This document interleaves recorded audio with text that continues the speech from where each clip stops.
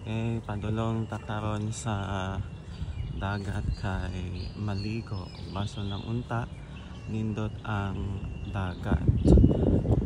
Inay duha ka kanding atubang nako. Hello mga kanding, ngayong buntag sige pagkaon sa mo diha kay init na ba kayo so lain pay ato. Makalingaw kayo nga magtan-aw aning balay, usa ka buhing timaan sa tanang paningkamot o sakripisyo.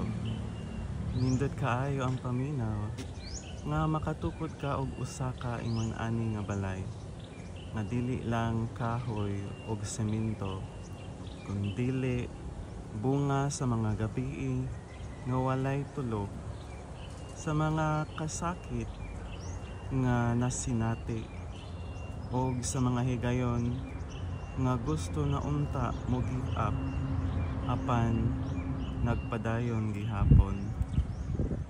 So ang tanang kahago og sakripisyo, pulihan og kalipay sa dihang makita nimo nga nahimong tinuod ang imong mga pangandoy, ang matagbato, dingding nining balay nagapahinumdom nga bisan unsa pakalisod ang dalan kung aduna kay determinasyon o gugma para sa pamilya, walay imposible.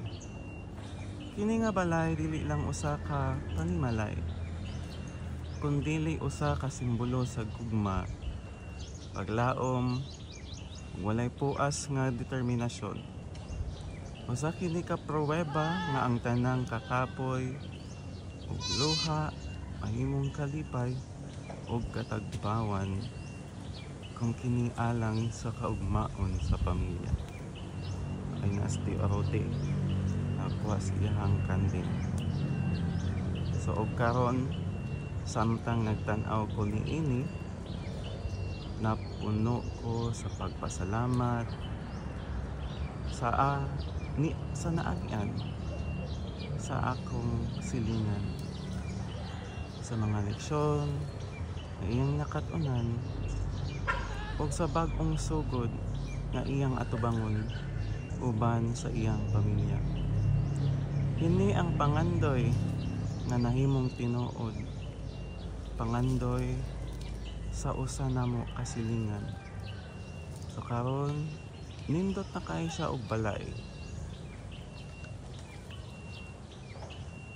Unya mahangyo ta kaniya nga mosulod ta og mutan-aw ta sa iyang panimalay.